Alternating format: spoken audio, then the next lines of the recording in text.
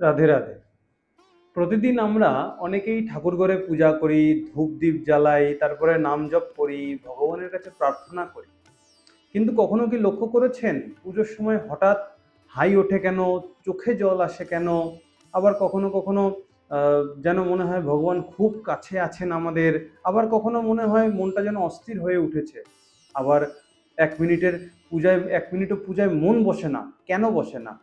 তারপরে অনেকে বলেন এগুলো কি ভগবানের আদৌ সংকেত? আবার কেউ বলেন এগুলো অশুভ কিনা, বা আবার কেউ বলেন এগুলো কোনো শুভ ব্যাপার কিনা, এসবও জিজ্ঞাসা করেন। কিন্তু প্রশ্ন হলো, শাস্ত্রে আসলে এইসব প্রশ্নের কি উত্তর দিচ্ছেন?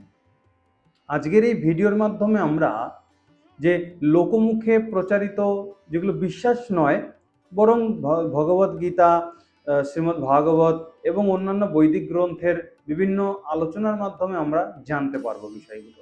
তাই ভিডিওটি অবশ্যই আপনারা শেষ পর্যন্ত দেখুন। আমরা ভিডিওর মধ্যে আস্তে আস্তে অগ্রসর হতে চলেছি।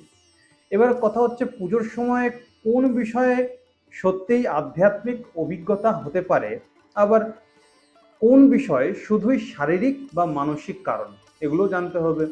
ভিডিওটি শেষ পর্যন্ত দেখবেন, কারণ শেষের দিকে আমি এমন একটি বিষয় বলবো যা অধিকাংশ ভক্তই হয়তো জানেন না। আমরা অনেক সময় প্রতিটা ঘটনাকেই অলৌকিক বলে মনে করি, কিন্তু শাস্ত্র আমাদের একটা শিক্ষা দেয়, শুধু অনুভূতি নয়। শাস্ত্রই হবে বিচারকের আসন। শাস্ত্রকে বিচারকের আসনে বসে সমস্ত কিছু পালন করতে হবে। কেউ যদি বলেন শাস্ত্র মানি না, আমি আমার মন মতো করবো, তাহলে তাকে আর কিছু বলার নাই।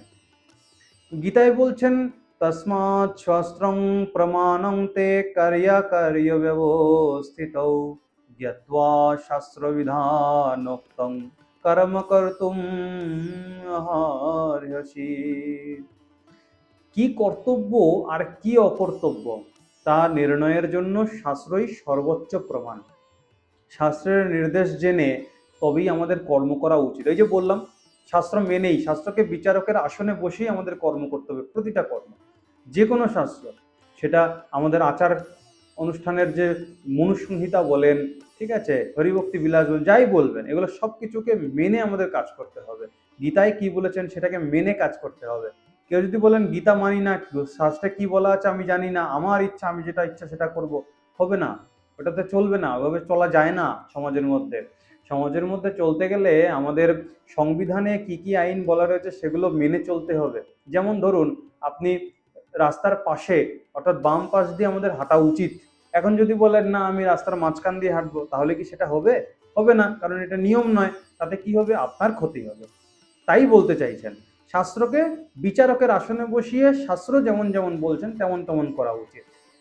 অর্থাৎ কেউ যদি বলেন আজ পুজোর সময় টিকটিকি ডাকলো তাই অমঙ্গল হবে, অথবা চোখে জল এসেছে মানেই ভগবান দর্শন দিয়েছেন, এই যে, তাহলে প্রথমে দেখতে হবে যে শাস্ত্র কি সত্যিই এমন কথা বলা হয়েছে শাস্ত্রে, জানতে হবে। যদি না বলা হয়ে থাকে, তাহলে সেটিকে শাস্ত্রের সিদ্ধান্ত বলা যাবে না, এটাই নিয়ম।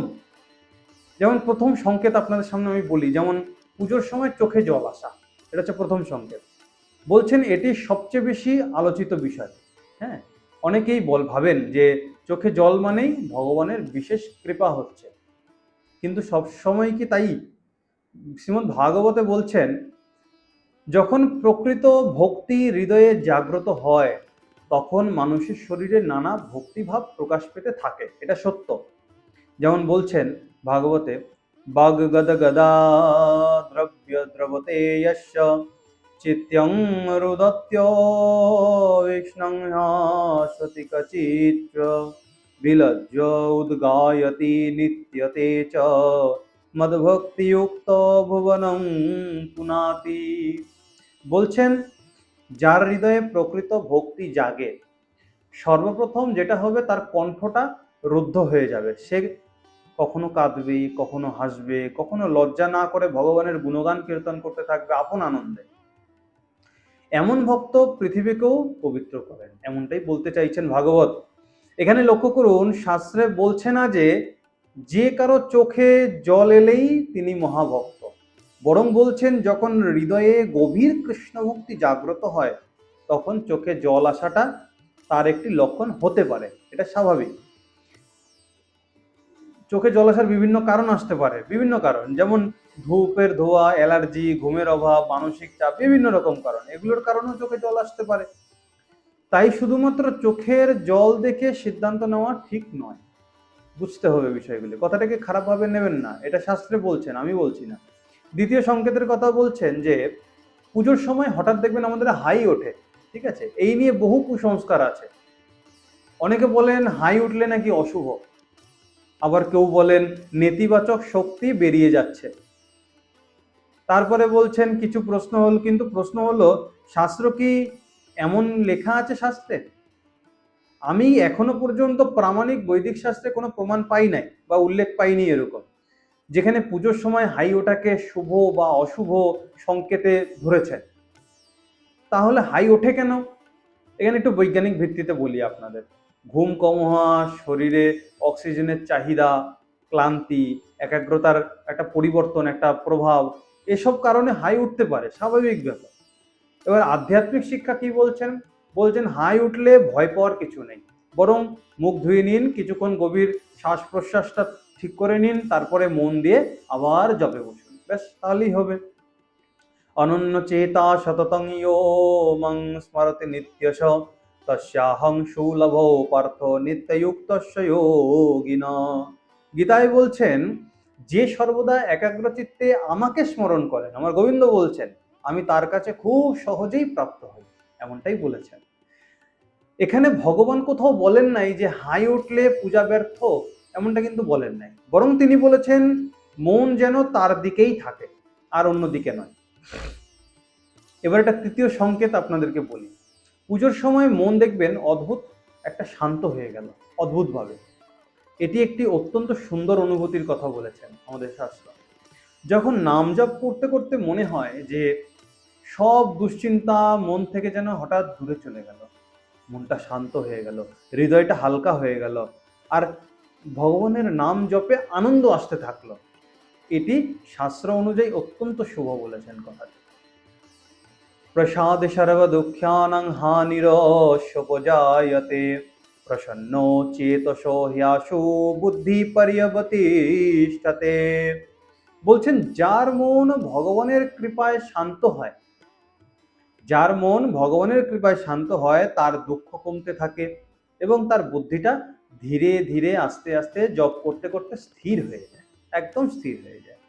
অর্থাৎ পূজার সময় যদি মন শান্ত হয়, ভগবানের নাম শুনে যদি অন্তরে একটা আনন্দ আসে, তবে সেটি ভক্তির একটা সুন্দর ফল, সুন্দর ফল। তবে এটিকে অলৌকিক ঘটনা না ভেবে ভগবানের কৃপায় হৃদয়ের শুদ্ধি হিসাবে গ্রহণ করাই আমার মতে এটা শাস্ত্রসম্মত, শাস্ত্রভাবে বলেছেন। দেখুন, আজকের এই প্রথম পর্বে আমরা জানতে পারলাম যে চোখের জল সব সময় অলৌকিক ঘটনা একটা নয়, এটা জানলাম। হাই ওঠা শাস্ত্রে কোনো অশুভ লক্ষণ বলছে না। আবার বলছেন পূজার সময় হৃদয়ের শান্তিটা শাস্ত্রসম্মত শুভ লক্ষণ, এটা বোঝাতে চেয়েছেন। এবার আমরা পরবর্তী পর্বে জানবো যে পুজোর সময় ফুল পড়ে গেলে কি বোঝায়, প্রদীপের শিখা কম্পমান কেঁপে উঠলে কি বোঝায়, কি সংকেত দেয়, টিকটিকির ডাক, কালো পিঁপড়ের যে সম্পর্ক, এই সম্পর্কে শাস্ত্র কি বলছেন, কোন লক্ষণ সত্যিই ভক্তির অগ্রগতি পরিচয়, এই বিষয়গুলো আমরা পরবর্তী পর্বে জানবো। তাই পরবর্তী পর্ব কিন্তু একদম মিস করবেন না, অবশ্যই শুনুন, আপনাদের জীবনে প্রচুর কাজে লাগবে। আগের পর্বে আমরা জানলাম যে পুজোর সময় হাই ওঠে কেন, চোখে জল আসে কেন, তারপরে হৃদয়ে শান্তি অনুভব হঠাৎ কিভাবে কেন আসে, এই যে বিষয় কি, এই বিষয়গুলো আমরা জানলাম। এবার আজ আমরা এমন কয়েকটি বিষয় আলোচনা করব যেগুলো নিয়ে মানুষের মধ্যে সবচেয়ে বেশি কৌতূহল রয়েছে। যেমন ঠাকুরের ফুল নিজে থেকে পড়ে গেলে কি হয়, কি বোঝায়, প্রদীপের শিখা কেঁপে উঠলে কি বোঝায়, কি অশুভ না শুভ, টিকটিকির ডাক সত্যি কি কোনো সংকেত দিচ্ছে, আর এই বিষয়গুলো আমরা এখন জানবো। প্রথম সংকেতের কথা আমরা জানি। এবার পুজোর সময় ঠাকুরের ফুল নিজে থেকে পড়ে যাওয়া। দেখুন, অনেকে বিশ্বাস করেন যে যদি ভগবানের মূর্তি বা ছবি বা প্রতিমা উপর থেকে যদি ফুল হঠাৎ পড়ে যায়, তাহলে ভগবানের ইচ্ছা প্রকাশ করেছেন, এমনটাই বলেছেন। আবার কেউ বলেন এটি আশীর্বাদের লক্ষণ, আবার বলেন, কেউ বলেন যে এটি একটি কোনো সংকেত, শুভ সংকেত। শাস্ত্র কি বলছে এখানে বুঝতে হবে। এবার প্রামাণিক বৈদিক শাস্ত্রে এমন কোনো নির্দিষ্টভাবে উক্তি নেই, পাইনি, আমি পাইনি। কে পেয়েছে, কারা পেয়েছে জানি না, কিন্তু আমি পাইনি, যেখানে বলা হয়েছে যে পুজোর সময় ফুল পড়ে যাওয়া মানেই ভগবানের বিশেষ বার্তা। দেখুন, ফুল কিন্তু পড়ে যেতেই পারে, তার বিভিন্ন কারণ থাকতে পারে। ফুল শুকিয়ে গেল, বা বাতাসের একটা ব্যাপার হলো, বা অথবা স্বাভাবিকভাবেই পড়ে যেতে পারে। তাই শুধু ফুল পড়লো বললেই অলৌকিক সিদ্ধান্তে পৌঁছে যাওয়া উচিত নয় আমার মতে। তবে একটি বিষয় অবশ্যই সত্য, যদি কেউ ভক্তির সঙ্গে নিবেদন করেন ভগবানকে, ভগবান সেই ভক্তি কিন্তু অবশ্যই গ্রহণ করেন। গীতায় বলেছেন যে পত্রং পুষ্পং ফলং তোয়ং ইয়ো মে ভক্তিয়া প্রয়চ্ছতি তদহং ভক্তোপহৃতম ইয়াস্নামি প্রয়তাত্মন। বলছেন যে ভক্তি সহকারে আমাকে একটি পাতা, একটি ফুল, একটি ফল অথবা সামান্য জল পর্যন্ত যদি কেউ নিবেদন করে, আমি সেই ভক্তি ভরে নিবেদিত উপহার অবশ্যই গ্রহণ করি। দেখুন, এখানে লক্ষ্য করুন, ভগবান ফুল পড়ে যাবার কথা কিন্তু বলেননি। তিনি বলেছেন ভক্তির সঙ্গে নিবেদন করো, ভক্তির সঙ্গে। অর্থাৎ ফুল পড়লো কি পড়লো না সেটি বড় কথা নয়, ভক্তি ছিল কি না সেটি আসল বিষয়। ভক্তিটা হচ্ছে সব থেকে বড় বিষয়। আমরা পরবর্তী সংকেতে যাই, যে পুজোর সময় প্রদীপের শিখা যে কেঁপে ওঠে, এইটার কি মাহাত্ম্য বলছেন। অনেকেই বলেন প্রদীপের শিখা যদি হঠাৎ নড়ে ওঠে, কেঁপে ওঠে, তাহলে দেবতা উপস্থিত হয়েছেন। আবার কেউ বলেন যে অশুভ কোনো একটা বিষয় এখানে উপস্থিত রয়েছেন, এমনটাও বলেন অনেকে। শাস্ত্র কি বলছেন দেখুন, এই দাবিগুলোর কোনো প্রামাণিক শাস্ত্রীয় ভিত্তি নেই। প্রদীপের শিখা বাতাস, তাপমাত্রা, অক্সিজেন এবং ঘরের পরিবেশের কারণে স্বাভাবিকভাবেই পরিবর্তিত হতে পারে, স্বাভাবিক এটা। তাহলে প্রদীপ জ্বালানোর মাহাত্ম্য কি? শাস্ত্রে প্রদীপকে বলা হয়েছে অজ্ঞানের অন্ধকার দূর করার প্রতীক। একটা শ্লোক আছে, আপনারা সকলেই জানেন, গুরু প্রণাম যখন আমরা করতে যাই এই শ্লোকটা বলি, অজ্ঞান তিমিরন্ধ্যস্য জ্ঞানাঞ্জন শলাকয়া চক্ষুরোন্মিলিতং येन তস্मै শ্রী গুরুবে নমঃ। যিনি অজ্ঞানের অন্ধকার আমাদের থেকে দূর করেন, দূর করে জ্ঞানরূপ অঞ্জন দ্বারা আমাদের চোখটা উন্মিলিত করে দেন, খুলে দেন, সেই শ্রী গুরুদেবকে আমার শত শত কোটি প্রণাম। বুঝেছেন আসলে প্রদীপের জ্বালানোর বিষয়টি কি? আমাদের অজ্ঞানতাকে হৃদয় থেকে দূর করে দেওয়া, এটা হচ্ছে প্রদীপ জ্বালানোর প্রতীক। আমরা পরবর্তী সংকেতে যাই, পুজোর সময় টিকটিকির ডাক। এবার দেখুন, এটি ভারতীয় সমাজে অত্যন্ত প্রচলিত বিশ্বাস। কেউ একটা কথা বলল, কথাটা যদি কিছু একটা মান্যতা চলে আসলো, দেখবেন টিকটিকি 3বার ডাকে। তো আমরা আবার টোকা দিই, যে টিকটিকি 3বার ডেকেছে আমরা টোকা দিই, এটা একটা মান্যতা, এটা লোকপ্রচারে মান্যতা, শাস্ত্রে কোথাও বলা আছে জানি না আমি। অনেকে বলেন ডান দিকে ডাকলে শুভ হয়, বাম দিকে ডাকলে অশুভ হয়, কিন্তু শাস্ত্র কি বলছে? গীতা, ভাগবত, বিষ্ণু পুরাণ, নারদ ভক্তিসূত্র, কোনো প্রামাণিক গ্রন্থে পুজোর সময় টিকটিকির ডাককে ভগবানের সংকেত বলা হয়নি। তবে এটিকে শাস্ত্রের সিদ্ধান্ত হিসাবে প্রচার করাটা ঠিক নয়। তাহলে আমরা কি বিশ্বাস করব? ভগবান গীতায় স্পষ্ট বলেছেন, সর্বস্ব চাহং হৃদি সন্নিবেষ্ট মত্য স্মৃতির জ্ঞানম পোহনং চ। বলছেন আমি সকলের হৃদয়ে অবস্থান করি, স্মৃতি, জ্ঞান, বিস্মৃতি সবই আমার থেকেই আসে। অর্থাৎ ভগবান যদি কোনো শিক্ষা দেন তাহলে তিনি হৃদয়ের মধ্যেই দেবেন। প্রতিটি টিকটিকির ডাককে ভগবানের বার্তা, এটা শাস্ত্রসম্মত নয়, বুঝতে হবে। এবার আমরা পরবর্তী সংকেতে যাই, পুজোর সময় মনটা হঠাৎ অস্থির হয়ে উঠল কেন? অনেকেই বলেন আজ পূজায় মন বসছে না, এটি কি অশুভ? শাস্ত্র বলছে এটি মানুষের স্বাভাবিক অবস্থা। মন কিন্তু খুবই চঞ্চল। আমার আচার্যবাদ মনকে একটা উপমা দিয়েছেন মনের সম্বন্ধে। বলছেন মন এত চঞ্চল, কেমন চঞ্চল? বলছেন প্রথমত বাদর, দ্বিতীয়ত সে মদ্য পান করেছে, তৃতীয়ত তাকে বিছে কামড়েছে। তাহলে বুঝুন সেই বাদরটা কতটা চঞ্চল হবে, কতটা চঞ্চল। বাদর এমনিই চঞ্চল, তার মধ্যে আবার কতটা চঞ্চল হবে একবার চিন্তা করে দেখুন। ব্যাস, মনটা হচ্ছে আমাদের মন ঠিক সেই রকম চঞ্চল। এবার শাস্ত্রে বলছেন গীতায়, চঞ্চলং হি মনঃ কৃষ্ণ প্রমাথি বলবদৃঢ়ম তস্যাহং নিগ্রহং মন্যে বায়োরিব সুদুষ্করম। এইবার শ্রীকৃষ্ণ এখানে বলছেন মন অত্যন্ত চঞ্চল, অস্থির, শক্তিশালী, এটিকে নিয়ন্ত্রণ করা যেন বাতাসকে ধরে রাখার মতো কঠিন। এরপর ভগবান কি উত্তর দিলেন? এখানে অর্জুন ভগবানকে প্রশ্ন করছেন, ভগবান এবার উত্তর দিলেন, অভ্যাসেন তো কৌন্তেয় বৈরাগ্যেন চ গৃহ্যতে। বলছেন অভ্যাসেন তো কৌন্তেয়, অভ্যাস এবং বৈরাগ্যের মাধ্যমে মনকে নিয়ন্ত্রণ করা যায়, ভগবান বলেছেন। এইবার একদিন মন বসলো না, তাতে হতাশ হবেন না।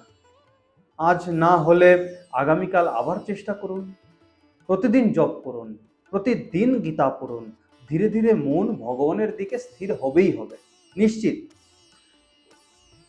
দেখুন, এখনো পর্যন্ত আমরা যেই বিষয়গুলো জানলাম, যে ফুল পড়ে যাওয়াকে শাস্ত্র ভগবানের বিশেষ সংকেত বলে নাই, বলেছেন ভক্তিটাই মুখ্য। তারপর বলছেন প্রদীপের শিখা কাপা নিয়ে যে শাস্ত্রের সিদ্ধান্ত নেই, প্রদীপ জ্ঞানের প্রতীক। শাস্ত্রে এরকম কোনো বিষয় বলা নেই যে প্রদীপ কেঁপে উঠলো বলে অশুভ, না না না না। প্রদীপ জ্বালানোর বিষয় বিশেষ হচ্ছে জ্ঞানের প্রতীক, জ্ঞানের প্রতীক। জ্ঞান আমাদেরকে ভিতরে প্রবেশ করায়, জ্ঞানকে প্রবেশ করায় প্রদীপের শিখা, এটা বুঝিয়েছেন প্রদীপের শিখা। টিকটিকির ডাককে শাস্ত্র ভগবানের বার্তা বলেন নাই। এবার পরবর্তী পর্বে আমরা জানব যে কালো পিঁপড়ে বা অন্যান্য প্রাণী দেখা নিয়ে শাস্ত্র কি বলে, ভক্তির প্রকৃত লক্ষণগুলি কি, কোন আচরণ সত্যি অশুভ, কিভাবে নিত্য পূজায় ভগবানের কৃপা লাভ করা যায়, এবং শেষে একটি গুরুত্বপূর্ণ বিষয় বলবো, যার জন্য আপনি শেষ পর্যন্ত ভিডিওটি দেখুন, কারণ শেষ পর্যন্ত দেখলে আপনি বিষয়গুলি বুঝতে পারবেন। রাধে রাধে। আমরা গত দুটি পর্বে জানতে পারলাম যে পুজোর সময় চোখে জল আসে কেন, হাই ওঠা, ফুল পড়ে যাওয়া, প্রদীপের শিখা, টিকটিকির ডাক, মন অস্থির হয়ে যাওয়া সতর সম্পর্কে। এখন আমরা এই অন্তিম পর্বে আমরা জানবো যে ভগবান আসলে কোন লক্ষণকে শুভ বলেছেন, কোন লক্ষণকে অশুভ বলেছেন, এবং ভক্তি সত্যিই বুদ্ধি বৃদ্ধি পাচ্ছে নাকি কমে যাচ্ছে, কি করে বুঝবো বিষয়গুলো। দেখুন, প্রথম সংকেতে বলি, পুজোর সময় কালো পিঁপড়ে দেখা নিয়ে অনেকেই বলেন যে ঠাকুর ঘরে কালো পিঁপড়ে দেখলে ধনসম্পদ আসবে, আবার কেউ বলেন এটি অমঙ্গল। কিন্তু প্রশ্ন হলো, শাস্ত্রে কি এমন কোথাও লেখা আছে বিষয়গুলি? না, শাস্ত্র বলছেন না। দেখুন, আমি এখনো পর্যন্ত প্রামাণিক কোনো বৈদিক শাস্ত্রে পাই নাই এরকম বিষয় যেখানে পুজোর সময় কালো পিঁপড়ে দেখাকে শুভ বা অশুভ এমন কিছু বলেছে। বাস্তবে প্রসাদ, চিনি, মিষ্টি ইত্যাদি পেলেই তো পিঁপড়ে চলে আসে, এসবের গন্ধ পেলে পিঁপড়ে এমনিই চলে আসে। অতএব এটিকে অলৌকিক ঘটনা মনে করা উচিত নয়। শাস্ত্র কি বলছেন? সকল জীবের মধ্যে ভগবান বিরাজমান, বলেছেন না? যেমন মহাপ্রভু আমাদেরকে শিখিয়ে দিয়ে গেছেন, ব্রাহ্মণাদি কুকুর চণ্ডাল অন্ত করি দণ্ডবত করিবেক বহুমান্য করি। অর্থাৎ সমস্ত জীবের মধ্যে ভগবান তিনি বিরাজমান, তাই ব্রাহ্মণ থেকে কুকুর এমনকি চণ্ডাল পর্যন্ত সকলকে ভগবান মনে করে পুজো করা উচিত। আমরা উঁচু নিচু অনেক কিছু ভেদাভেদ করি, দেখুন আমি ওসবের মধ্যে পড়তে চাই না। আমি যেটুকু আমি মেনেছি যে সকলেই সমান, কেউ নিচু নয়, কেউ উঁচু নয়, কৃষ্ণ ভজনে সকলে অধিকারী, কুলের গরব নাই, এটা আমি বুঝতে পেরেছি, ব্যাস। ভগবান শিখিয়ে দিয়ে গেছেন, ব্যাস এটুকু আমি মানি। শাস্ত্র আলোচনা, শাস্ত্রের বাইরে কোনো কথা হবে না। এবার বিষয় হচ্ছে, বলছেন গীতায়, বিদ্যা বিনয় সম্পন্নে ব্রাহ্মণে গবিহস্তিনি শুনি চৈব স্বপাকে চ পণ্ডিতা সমদর্শিনা। বলছেন জ্ঞানী ব্যক্তি গরু, হাতি, কুকুর সকল জীবের মধ্যে সমভাবে আত্মাকে দেখতে পান। অর্থাৎ পিঁপড়ে দেখে ভয় পাওয়ার দরকার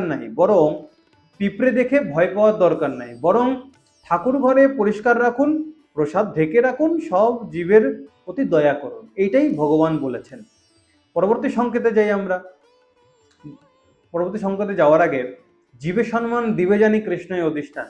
শাস্ত্রে এটাও বলা রয়েছে, প্রত্যেকটা জীবের মধ্যে আমার গোবিন্দ তিনি বিরাজমান রয়েছেন পরমাত্মা রূপে। পরবর্তী সংকেত বলছেন ভক্তির প্রকৃত শুভ লক্ষণের কথা।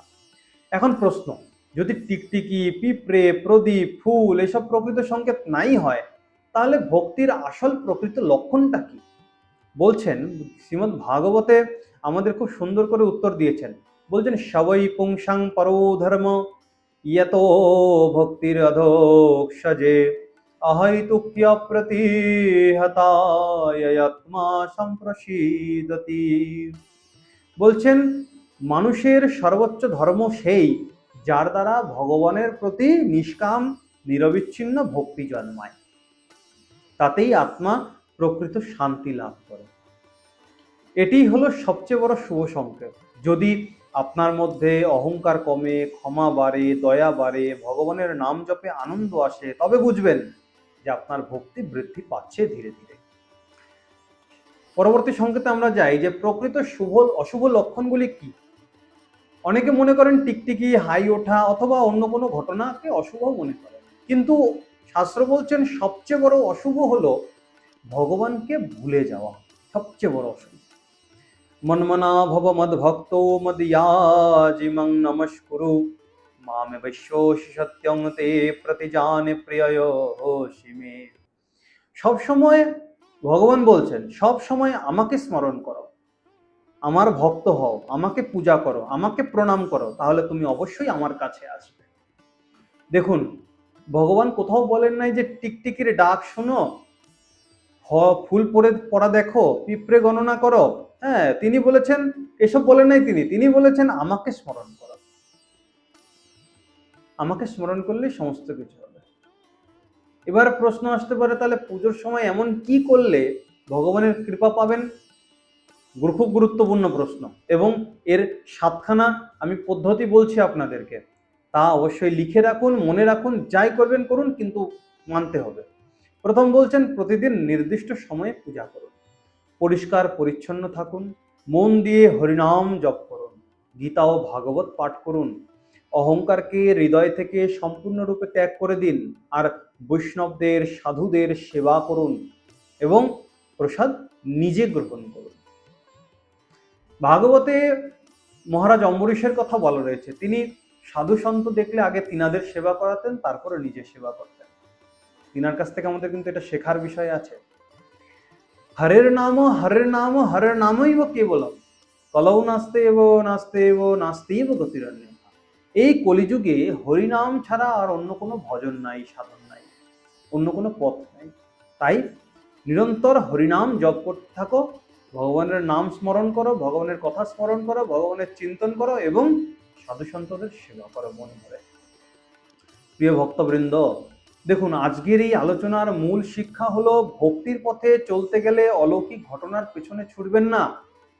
ভগবানকে পাওয়ার উপায় কোনো রহস্যময় সংকেত নয়, বরং শুদ্ধ ভক্তি। প্রতিদিন ভক্তি সহকারে হরিনাম জপ করুন, গীতা পাঠ করুন, ভাগবত শ্রবণ করুন এবং নিজের জীবনকে শাস্ত্রের আলোকে পরিচালিত করুন। ব্যাস, মনে রাখবেন সবচেয়ে বড় শুভ সংকেত হচ্ছে আপনার হৃদয়ে ভগবানের নামের প্রতি ভালোবাসার বৃদ্ধি পাওয়া।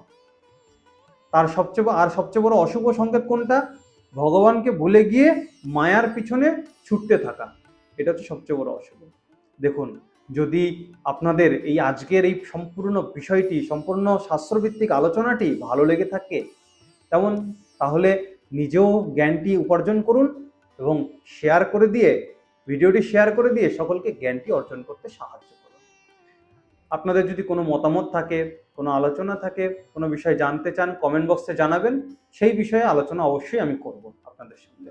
তাই আজকের এই ভিডিওটি যদি ভালো লেগে থাকে একটা লাইক করবেন, শেয়ার করবেন এবং এরকম নিত্য নতুন শাস্ত্রভিত্তিক আলোচনা জানতে, শুনতে, শিখতে চ্যানেলটিকে সাবস্ক্রাইব করে দেবেন, পাশে থাকা বেল আইকনটিকে প্রেস করে দেবেন এবং অল নোটিফিকেশন ক্লিক করে দেবেন, কারণ যাতে আমাদের সমস্ত ভিডিওগুলি আপনাদের কাছে যথাসময়ে পৌঁছে যায়, প্রথমে পৌঁছে যায়।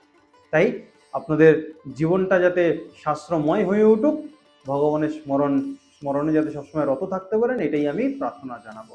রাধে রাধে।